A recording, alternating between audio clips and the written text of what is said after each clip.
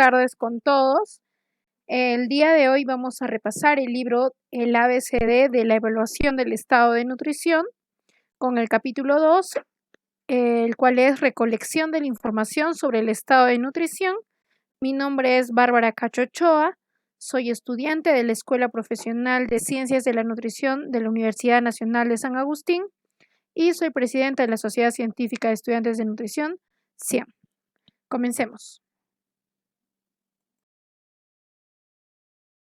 El contenido de este capítulo es el siguiente. Tenemos la introducción, qué es una historia clínica nutriológica, cuál debe ser la relación con el paciente y algunas fuentes alternas de información nutricional. Objetivos planteados para este capítulo 2, primero es identificar cuáles son los componentes de la historia nutricional, cuáles son las partes específicamente. También vamos a indicar cómo se va a establecer la historia nutricional, cómo va a ser el desarrollo y también vamos a determinar cuál debería ser la relación paciente-nutricionista y también vamos a dar algunos tips. Y también vamos a escribir los elementos que van a incidir en el estado nutricional del individuo, de nuestro paciente.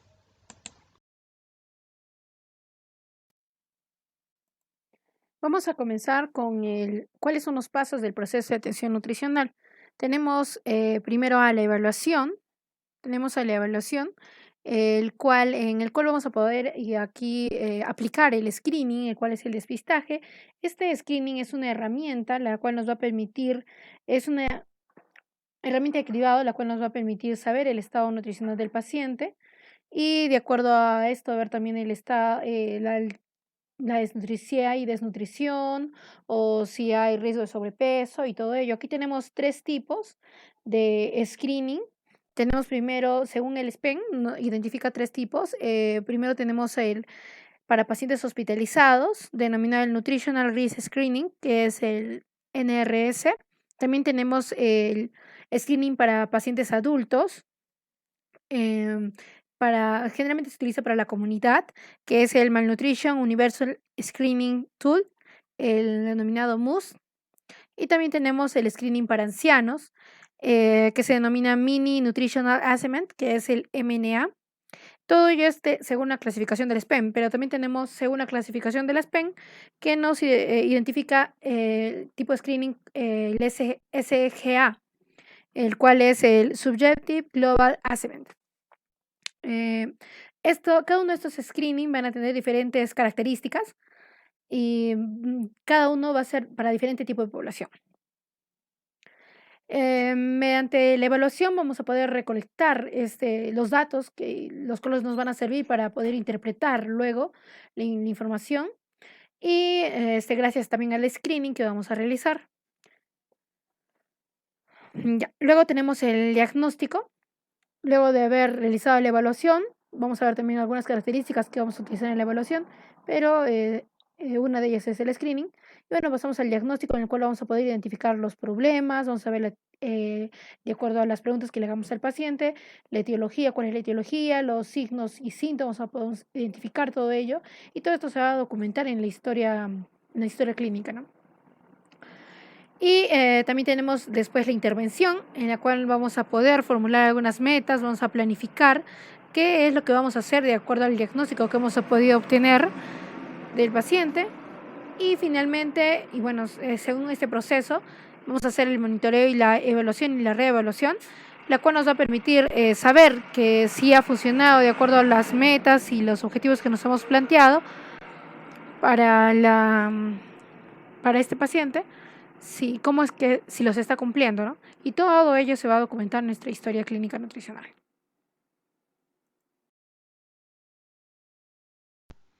Después de haber visto los pasos del modelo de atención nutricional, nos vamos a enfocar en el de la evaluación.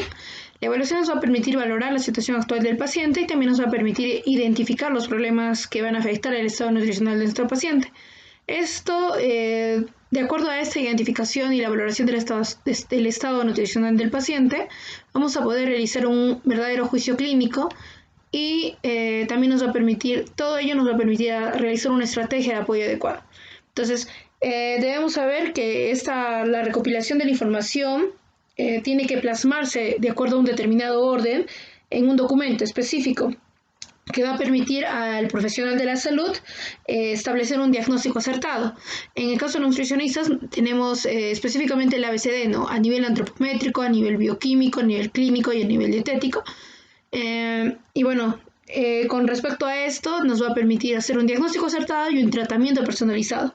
Esta historia clínica nutricional va a tener que hacerse con el paciente y tiene que ser la plática o también el recabado de la información tiene que ser con una adecuada relación interpersonal que va a tener que implicar confianza, va a tener que implicar respeto, y también un grado de confidencialidad, empatía y sobre todo ética profesional.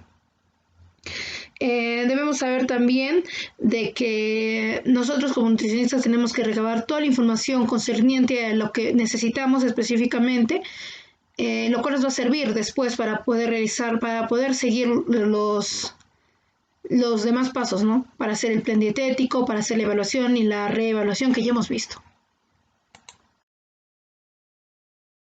Recordemos que la historia clínica en sí va a ser un documento que va a tener un alto valor ya sea médico, ya sea nutricional, a nivel legal, también a nivel gerencial y a nivel académico. ¿Por qué mencionamos ello? Porque su correcta administración y la gestión de este documento, el adecuado llenado de este documento nos va a permitir mejorar la calidad de atención al paciente. También va a permitir optimizar la gestión del establecimiento de salud, quizá también va a permitir proteger los intereses ya sea del paciente, del establecimiento, incluso del personal de salud. Y algo muy importante, el correcto llenado de la historia clínica también va a permitir proporcionar una información con fines de investigación, incluso para la docencia, ¿no? Entonces, esta historia clínica debe ser sencilla, debe ser breve, flexible y debe ser validada y debe adaptarse de acuerdo a cada situación, ¿no?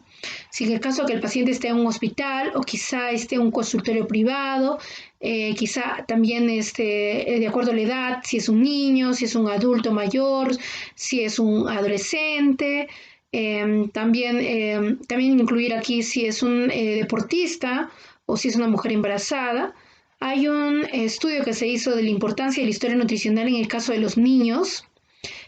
Aquí mencionaba de que un adecuado llenado de la historia nutricional permitía hacer un tratamiento oportuno, ya que teníamos información si el niño o la niña, las preferencias alimentarias, también cuántas veces consumía alimentos, qué tipo de alimentos consumía, con quiénes consumía los alimentos.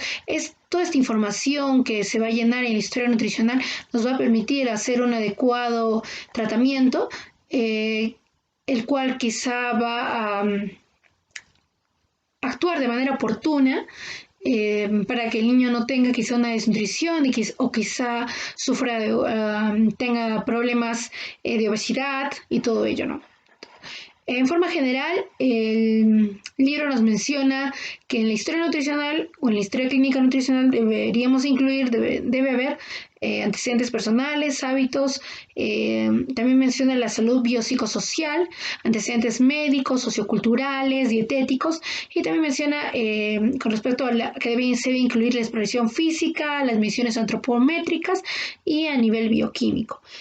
Recordemos de que en una resolución ministerial en el 2006, el cual era una norma técnica para la gestión de la historia clínica, pretendía estandarizar una historia clínica para todo el personal de salud.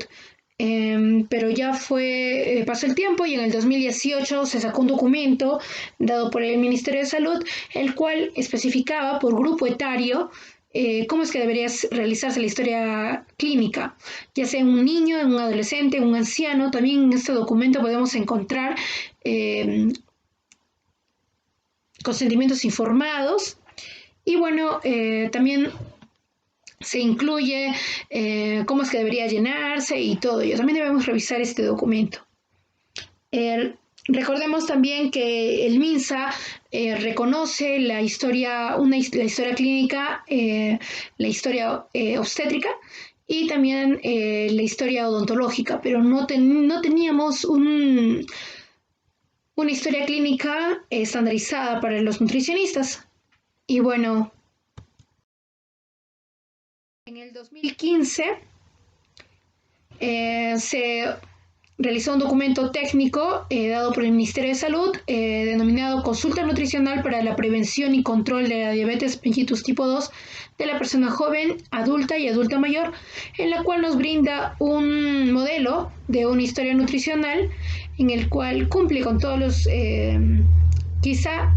no abarca a todos, pero específicamente para esta población, con una persona con diabetes mellitus tipo 2, sí abarca todas las características, ¿no? La afiliación, los antecedentes de la enfermedad específicamente, de acuerdo a esta patología, las comorbilidades conocidas.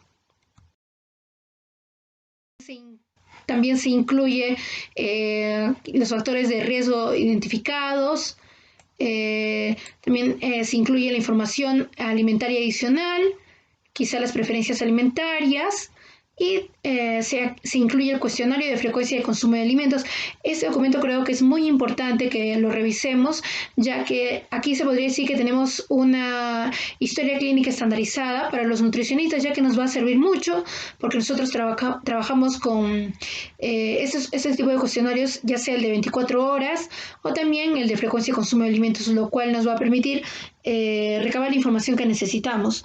En este documento también se incluye, después del cuestionario de frecuencia, se incluye un ítem para el tratamiento que se le va a dar al paciente y también la firma y el sello del nutricionista que la cual está tratando este paciente. Las diferentes partes de la historia clínica nutricional vamos a dividirlas en 6 partes específicamente. Primero tenemos la afiliación.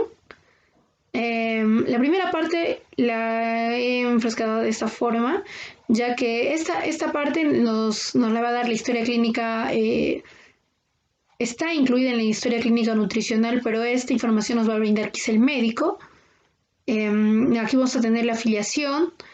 Tenemos aquí los datos del paciente, específicamente el nombre, la edad.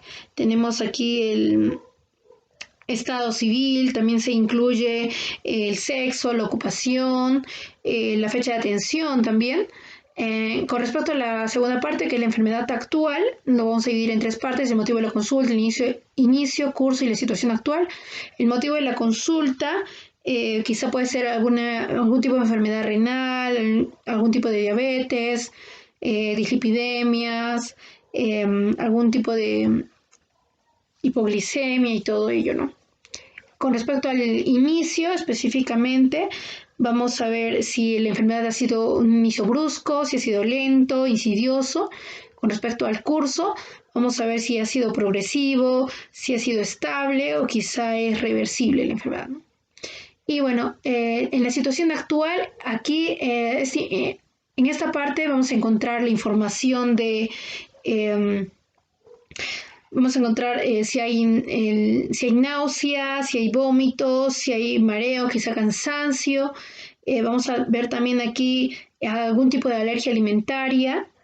También vamos a ver algún tipo de intolerancia alimentaria, también se puede incluir aquí. Y actividad física, quizá algún tipo de adicciones, qué medicamentos consume y todo ello. Con respecto a los antecedentes, tenemos patológicos, quirúrgicos y familiares. En los antecedentes patológicos vamos a encontrar información si hay patologías digestivas, si en el caso de que hay patologías reumatológicas, quizá endocrinológicas, también cardiológicas o neumológicas, va a depender. También vamos a encontrar, con respecto a los quirúrgicos, vamos a encontrar información, quizá alguna enfermedad la cual ha causado alguna operación o una secuela postquirúrgica que el paciente ha tenido, si ha sido quizá una gastrectomía, una colicestomía y todo ello. Con respecto a los antecedentes familiares, vamos a tener antecedentes quizá de algún familiar del paciente, quizá ha tenido una enfermedad transmisible como la tuberculosis, algún tipo de hepatitis. También podemos incluir aquí antecedentes en base sanitaria, como el parasitismo, los trastornos nutricionales, entre otros. Entonces, luego de tener esta información ya quizá la vamos a tener. Y bueno, vamos a pasar a la siguiente información que es la evaluación nutricional. Para la siguiente parte, que es la parte número 4, que es la evaluación nutricional, nosotros vamos a hacer primero el examen físico, luego a nivel antropométrico, la composición corporal, a nivel bioquímico y luego el test. Esta parte está enfrascada o está incluida en la evaluación nutricional. Entonces, en el examen físico, primero vamos a especificar qué es lo que podemos ver en el examen físico. Bueno, en la historia clínica nutricional, entonces tenemos la evaluación nutricional y dentro de ella tenemos el examen físico. Primero, quizá nuestro paciente puede tener un cabello seco o pajoso, el cabello puede ser áspero, puede ser frágil, sin brillo, con las puntas generalmente horquilladas, quizá. No solamente va a depender de si la persona tiene una deficiencia nutricional, no podemos ya decir, ¿no?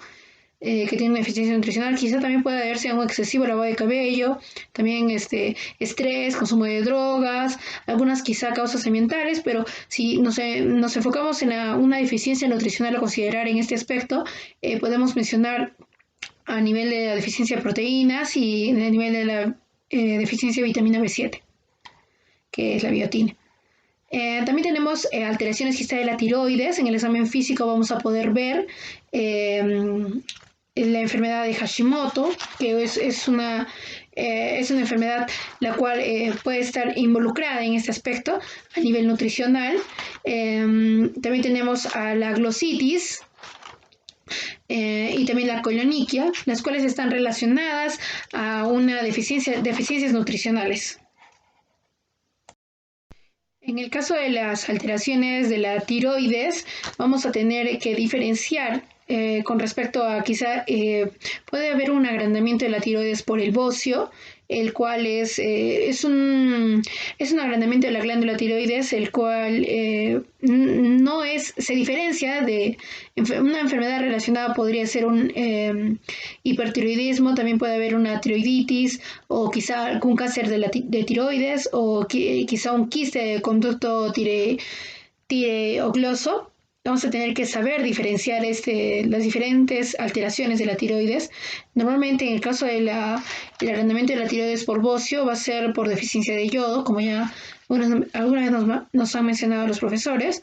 Y bueno, también tenemos en el caso de la glositis, también tenemos que saber diferenciar si quizá hay una atrofia papilar, quizá también vamos a ver alguna deficiencia nutricional también en el caso de una lengua magenta también.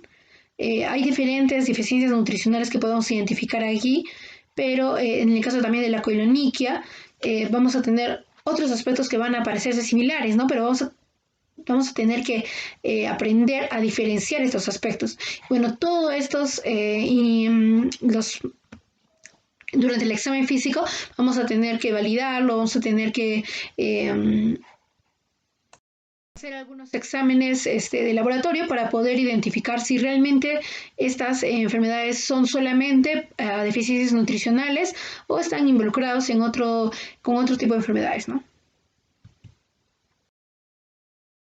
También en el examen físico vamos a quizá encontrar edema, sangrado de encías, algún tipo de palidez, color amarillento. También estas están identificadas o también están relacionadas con deficiencias nutricionales. Quizá han escuchado de la quilosis angular.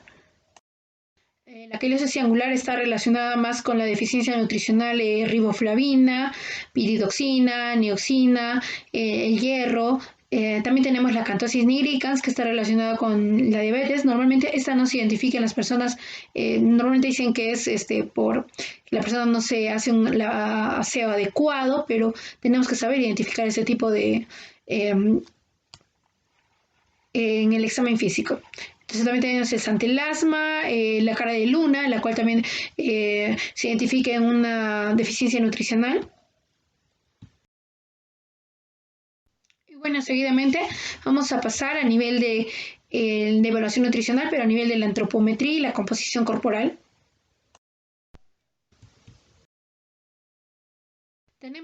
Tenemos primero que diferenciar a la antropometría y la composición corporal. Primero, en el caso de la antropometría, tenemos que saber que es una ciencia la cual va a identificar, está relacionada más a la antropología biológica o física, la cual va a estudiar todo lo que son las medidas del hombre y va a referirse con respecto al estudio de las dimensiones o las medidas antropométricas, las medidas humanas, con el propósito de comprender no solamente los cambios físicos, sino también a diferenciar las razas y las subrazas de las personas. Y bueno, cuando nos referimos específicamente a la composición corporal, nos vamos a especificar a qué es se podría decir que es un conjunto de compartimentos, los cuales un conjunto de compartimentos con los cuales se compone el cuerpo humano. ¿De qué se compone el cuerpo humano? Esto va a estar diferenciado. Bueno, vamos a explicarlo después.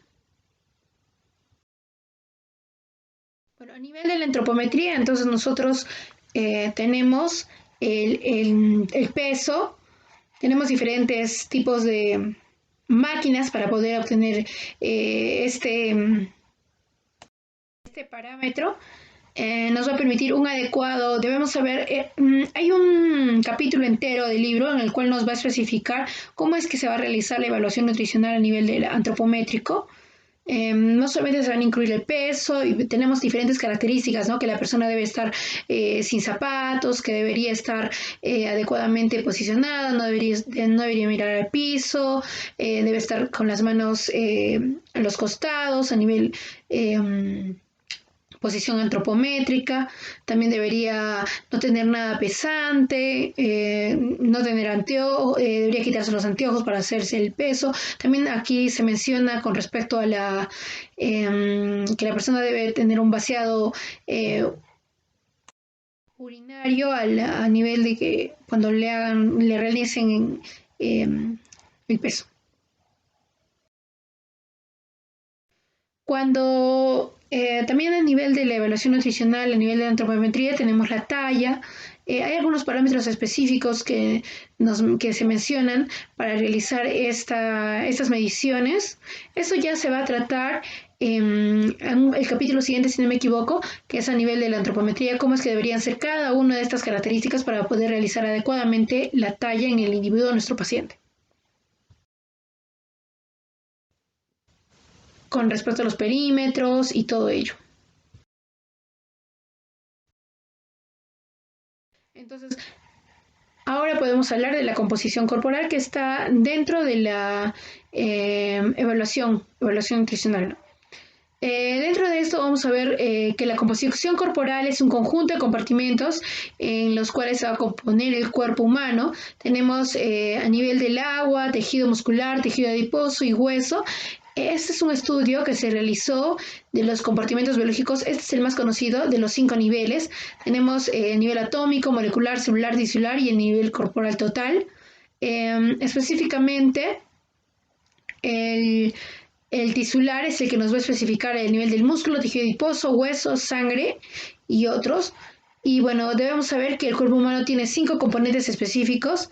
El agua, que es el 50 al 70%, las proteínas del 12 al 20%, los lípidos del 10 al 30%, los hidratos de carbono del 1 al 2% y los minerales del 5 al 10%. Recordemos que todo esto de la composición corporal va a estar determinado de acuerdo a la persona a nivel de determinación primaria, que va a ser a nivel de la genética, cómo han sido los antecedentes de la persona, cómo es a nivel genético, esa variación genética, ese 1% que nos diferencia de una persona a otra, y a nivel secundaria, cómo es que va a determinar la composición corporal, los hábitos dietéticos que tiene la persona, los hábitos culturales, ya sea físicos y también a nivel de la edad.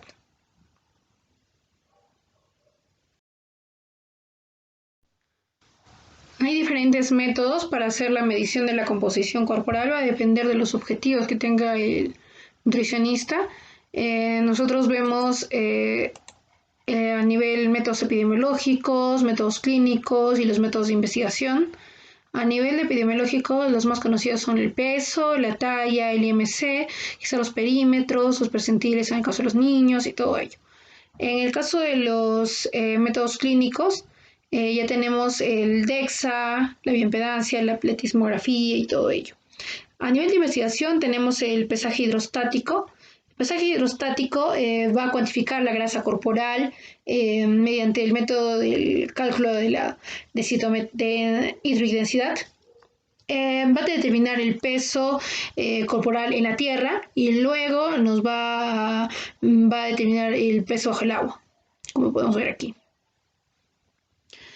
Bueno, con respecto al DEXA que les mencionaba, este es la absorciometría fotónica por rayos X, la de doble energía específicamente, cuál va a ser para el... Normalmente este se inició para el estudio de la DMO y bueno, va a permitir valorar la masa ósea, también va a permitir va a permitir la valoración de la va a permitir la valoración de la masa libre de grasa no ósea y la masa grasa.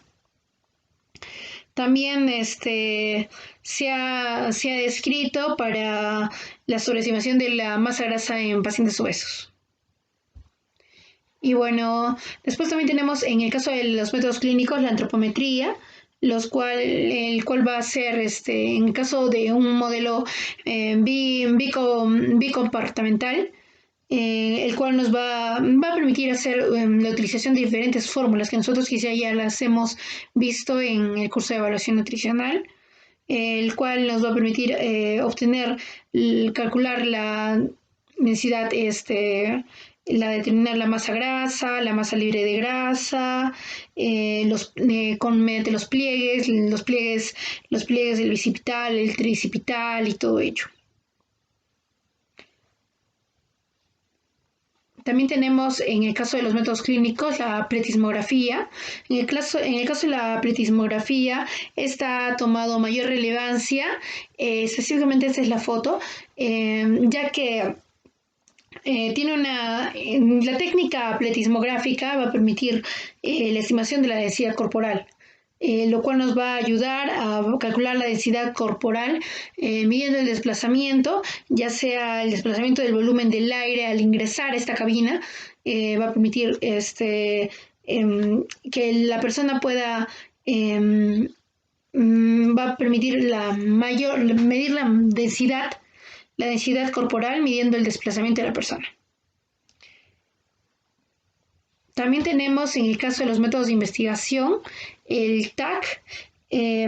Nos va a permitir va a ser útil para la determinación, si no me equivoco es esta foto, la cual nos va a permitir determinar la grasa corporal y se va a utilizar específicamente para medir la masa grasa, la masa libre de grasa y ver en los segmentos corporales, ¿no? Como podemos ver aquí, esta es una foto en la cual se obtiene mediante este tipo de técnica. También tenemos en los métodos de investigación el RMN, en el cual tenemos este va a ser útil específicamente el RMN para valorar la grasa perivisceral y al igual que el TAC que ya les mencioné, va a ayudar esto va a ser menos reproducible, pero sin embargo va a dar una variabilidad del 15% en la grasa perivisceral.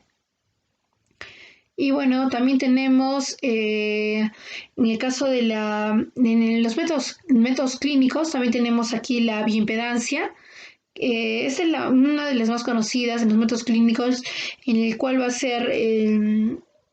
va a permitir realizar mediante el análisis de bioimpedancia eléctrica, va a permitir el análisis va a presumir que los electrolitos se conducen la electricidad mediante, no solamente se va a encontrar la masa libre de grasa, sino que se van a encontrar en el músculo y en el hueso, y va a permitir el paso de corriente eléctrica leve a través de esta máquina, va a permitir saber cuál es el indicativo de masa libre de grasa. Y bueno, también podemos obtener otros tipos de método, pero hay esta clasificación la hemos obtenido mediante diferentes estudios, ¿no? A nivel epidemiológico, clínico y investigación. Todo esto va a depender de los objetivos del nutricionista.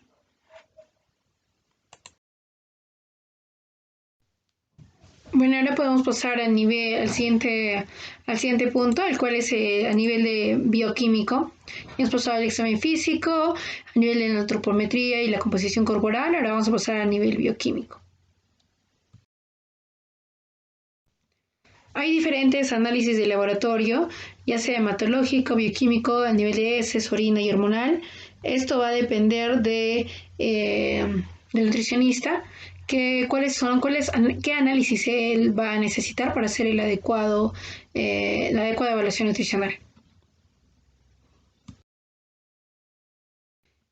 Específicamente, nosotros mencionamos los marcadores bioquímicos. Marcador bioquímico en la consultoría nutricional. Debemos saber primero qué es un marcador bioquímico, ¿no? Los marcadores bioquímicos van a ser, vamos a mencionar que es cualquier hormona, cualquier enzima o cualquier anticuerpo o cualquier otra sustancia la cual va a ser detectada en la orina o quizá en otros líquidos corporales, o quizá en tejidos también, los cuales van a poder servir como el signo de una enfermedad o quizá otra anomalía. Entonces, hay diferentes marcadores los cuales van a permitirnos identificar ciertas deficiencias nutricionales o quizá ciertas enfermedades nutricionales a nivel metabólico, a nivel hepático. A nivel renal, vamos a ver en la historia clínica, nosotros cuando analizamos cualquier historia clínica, nos fijamos específicamente quizá en la insulina, en las transaminasas, en la TGO, la TGP. Toda esta información yo creo que es importante, relevante que la podamos leer. Hay diferentes libros como el libro de Basels, que sí es recomendado por diferentes, incluso médicos, nutricionistas, los cuales trabajan con él. El libro de Basels, la clínica y el laboratorio, el cual nos va a dar específicamente los parámetros, por qué la insulina está baja, por qué las transaminasas, cuáles son los valores normales, todos los parámetros específicos.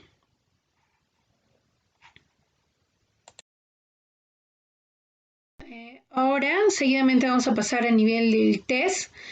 Bueno, nosotros normalmente utilizamos el recordatorio de 24 horas y también el cuestionario de frecuencia de consumo de alimentos, ¿no?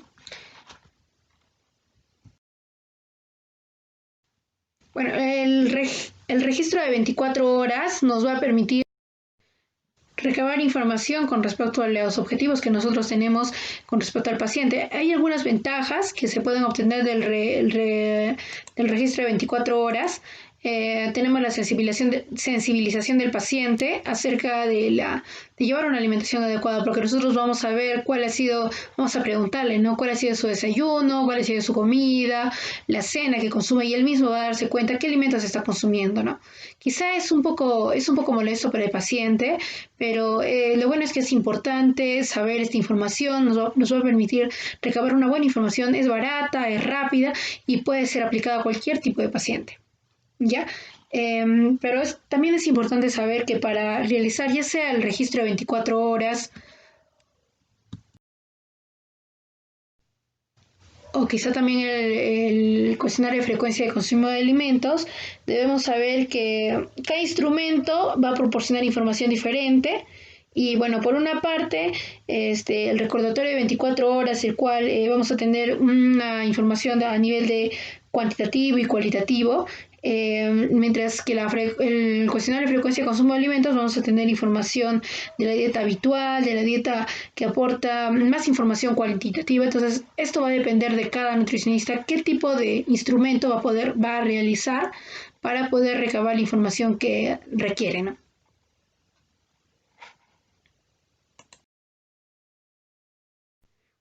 Bueno, en esta última parte de la historia clínica nutricional también tenemos después de que hemos realizado la evaluación nutricional, ya tenemos el examen físico, la antropometría, el bioquímico, el test, vamos a pasar a la impresión diagnóstica nutricional y el plan de trabajo que vamos a realizar, de acuerdo a los pasos que hemos mencionado al inicio.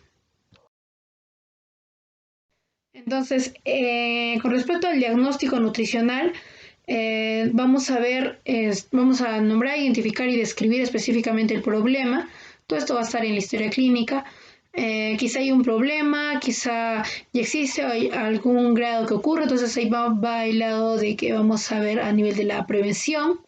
Y bueno, el nutricionista va a ser el responsable de tratar este problema específicamente, teniendo todos los datos que ya hemos recabado, ¿no?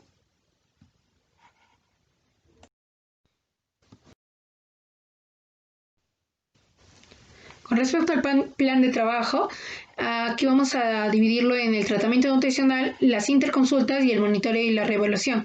En el tratamiento nutricional vamos a elaborar, en el caso de un paciente ambulatorio, vamos a elaborar una hoja de dietas, ya sea hiposódica, hipoglúcida, va a depender del paciente. En el caso que se necesiten módulos calóricos, en el caso de suplementos. Y bueno, también tenemos aquí el plan de trabajo, las interconsultas, en el caso que el paciente necesita ser derivado a otra especialidad, ya sea médica, psicológica, va a depender también. Y bueno, el monitoreo y la evaluación que nosotros vamos a ver de acuerdo al siguiente, a la siguiente consulta que vamos a realizar después al paciente, si es que está cumpliendo con lo que nosotros vamos, al tratamiento que nosotros le hemos brindado, ¿no? Bueno, recordamos que de acuerdo a esta cuarentena que estamos viviendo ahora, bueno, han salido diferentes estudios, ya en el 2018 incluso ya se apuntaba por una historia clínica electrónica. Hay un estudio que se hizo con un diseño de un simulador de ficha clínica electrónica para estudiantes de nutrición. Esto se elaboró conjuntamente con ingenieros de sistemas. De cierta forma miraron de que sí satisfacía a los nutricionistas de realizar una historia clínica electrónica, que tenía todos los componentes que uno necesitaba para recabar toda la información que se necesita para hacer nuestro plan dietético.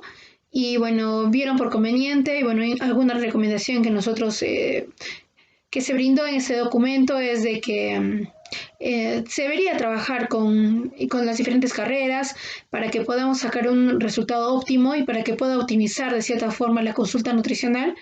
Y mediante este documento también se identificó de que los nutricionistas estaban muy satisfechos con lo que mediante esta historia clínica y lo que se recomendaba es que se puedan quizá tomar como ejemplo para poder nosotros elaborar quizá nuestra primera ficha electrónica, nuestra primera historia electrónica y tener en cuenta estos aspectos, ¿no? Que ellos han mencionado aquí. Aquí también se brindó en ese documento cómo es que ingresaban, las características específicas de este software y todo ello. Recordemos entonces para hacer un break, las preguntas por su tema. Entonces tenemos para recordar cuáles son las partes de una historia clínica. Y la segunda pregunta es, ¿cómo se debería considerar el momento de registrar la información de un niño? También lo mencionamos. A ver si lo resolvemos. Bueno, seguidamente tenemos la segunda parte, la cual es cómo es que debería ser la relación con el paciente. El libro menciona una clasificación, la cual es primero la relación activa-pasiva. En el caso de la relación activa-pasiva, esta específicamente se va a mirar en pacientes incapaces de valerse por sí mismos, un paciente que en una situación que no le permite tomar una parte activa en la relación, como en el caso de un paciente en coma. También tenemos la relación cooperativa guiada, en la cual el paciente está en condiciones de cooperar, pero sin embargo tiene un diagnóstico o un tratamiento que no le permite quizás saber muy bien de qué se trata su enfermedad. Entonces, quizá un paciente con una enfermedad aguda podemos poner como ejemplo. Y bueno, también tenemos la relación de participación mutua, en el cual el paciente participa activamente, responde las preguntas de forma adecuada, él toma la iniciativa. Y bueno, en uno de estos tipos de pacientes podemos ver pacientes con diabetes mellitus, podemos poner como ejemplo. Entonces, también tenemos aquí cuál es, en esta parte de la relación con el paciente, vamos a ver los factores que van a intervenir en la comunicación efectiva. Recordemos que para que se logre una comunicación efectiva, el ambiente debe ser adecuado, quizá no debería haber una interferencia ambiental, ningún tipo de ruido, debería haber privacidad, nada de interrupciones. Durante la consulta debe haber los asientos deben ser cómodos, quizá también si hay escasa ventilación, permitir que el ambiente sea un ambiente adecuado para poder realizar las preguntas que nosotros requerimos. Y bueno, también no solamente, también nos habla aquí de la interferencia emocional, que no se debe, se podría decir, interferir con las emociones del propio paciente. Debemos dejar que el paciente pueda demostrar sus sentimientos de forma que podamos ver las emociones del paciente, ya sea el miedo, o quizá el miedo al tratamiento de que está recibiendo, quizá también no haber prejuicios y más bien quizá quitar las experiencias negativas de otros profesionales de salud que anteriormente quizá ha tenido. Y también se menciona acerca de la interferencia fisiológica, que si el paciente no puede ver muy bien, también tenemos que tener en cuenta ello. Y quizá algún problema de visión, un problema auditivo, también se debe considerar. Con respecto a los elementos para lograr una comunicación efectiva, primero se mencionan específicamente 5 aspectos. Dentro de ellos tenemos primero que no se debe juzgar al paciente.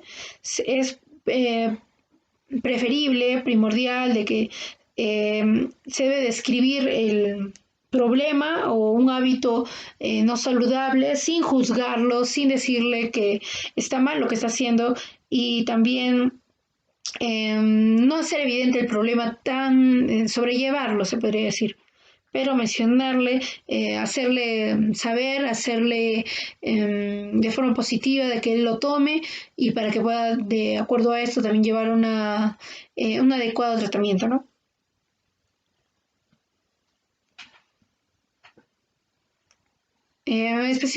Especificarle o priorizar los aspectos con respecto, supongamos, a cuando decimos que el paciente está con sobrepeso, evidentemente va a ser porque el paciente tiene sedentarismo, ¿no? Pero debemos sugerirle que por qué no hace ejercicio, por qué no... Si sugerimos ello, entonces el paciente va a sentirse un poco juzgado, entonces debemos tener también en cuenta estos aspectos. Y bueno, también nos habla en los elementos para lograr una comunicación efectiva que no debemos manipular al paciente. Un error de nosotros los nutricionistas, así como mencioné en este capítulo, es que normalmente el nutricionista intenta que el paciente vea la situación desde su mismo punto de vista, lo cual no va a ser así. Entonces, no tratemos de llevar al paciente algo que él mismo no entiende. Entonces, eso debe ser importante. También nos habla aquí de la equidad entre el entrevistador y el paciente, ¿no? El entrevistador, el nutricionista no debe sentir superioridad al entrevistar al paciente, ya que el paciente también es una persona que va a tener una parte importante en esa entrevista, ¿no? También nos habla de los elementos para una comunicación efectiva acerca de la empatía con el paciente, que debemos, para que se logre una adherencia al tratamiento, se debe lograr una adecuada comunicación, la cual tiene que ser empática, comprensiva, quizá también debe ser respetuosa, como se mencionó al comienzo, y sobre todo debe ser neutral, ¿no? Y bueno, también nos habla de la receptividad, de que debemos escuchar, eso prioriza bastante, de que debemos escuchar, saber escuchar, debemos dejar que el paciente pueda explicarnos por qué está pasando ello, qué es lo que cree de la enfermedad, dejar que él también nos pueda hablar con respecto a los problemas que tiene. Esto es muy importante ya que eh, va a permitir ayudar a que el tratamiento que vamos a poder nosotros brindar sea el adecuado respecto a las características de nuestro paciente, de acuerdo a las deficiencias quizá que tiene nuestro paciente. Entonces, también es importante el saber escuchar y para ello también debemos tener habilidades.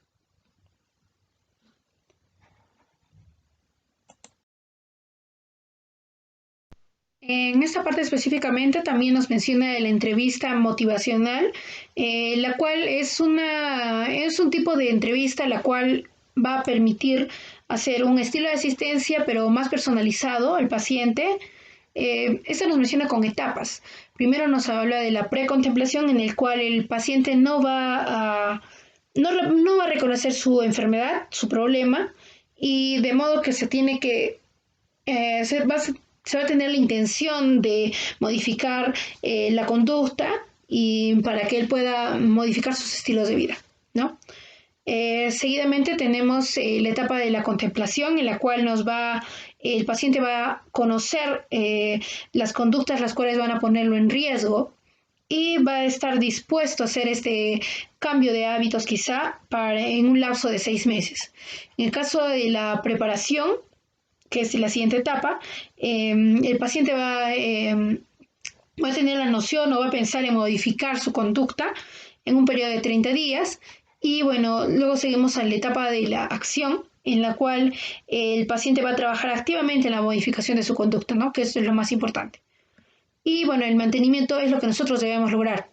Que el paciente pueda adoptar estas conductas adquiridas y sin errores, ¿no? Que trate de que sea su vida, que forme parte de la vida, estos hábitos que nosotros hemos planteado para que él pueda llevarlos.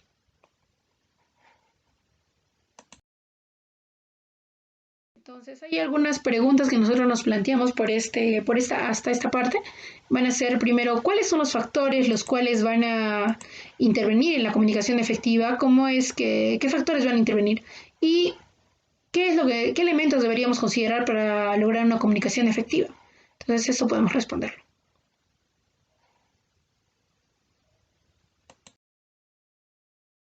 Bueno, con respecto a la última parte, también nos brindan información en este capítulo de las fuentes alternas de información.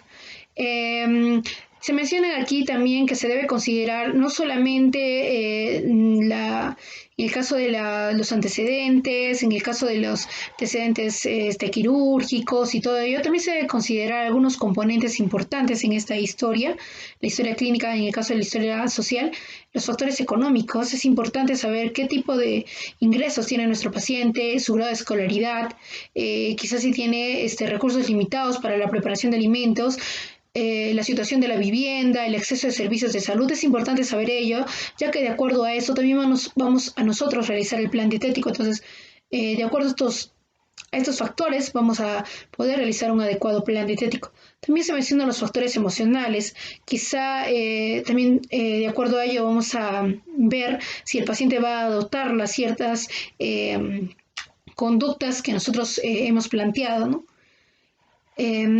Los factores culturales o religiosos, los cuales están en el siguiente cuadro. Aquí se habla de también las prohibiciones y prescripciones alimentarias por religión. Este cuadro es importante mencionar ya que de acuerdo a las religiones, hay unas religiones que son diferentes con respecto al consumo de alimentos. En el caso un ejemplo es el cerdo. En el caso de la religión del judaísmo está prohibido. Entonces, quizá algún paciente que tengamos que tenga este tipo de religión, entonces no vamos a poder incluir en su plan dietético este alimento, ¿no? En el caso del islamismo, del cristianismo, está aceptado en todos los niveles, pero hay diferentes, en el caso de los mormones también, hay diferentes religiones las cuales van a tener cierta negación a diferentes tipos de alimentos, entonces también tenemos que considerarlo. Entonces, chicos, creo que esto sería todo. Dejo, les dejo aquí algunas referencias en las cuales se ha obtenido la información.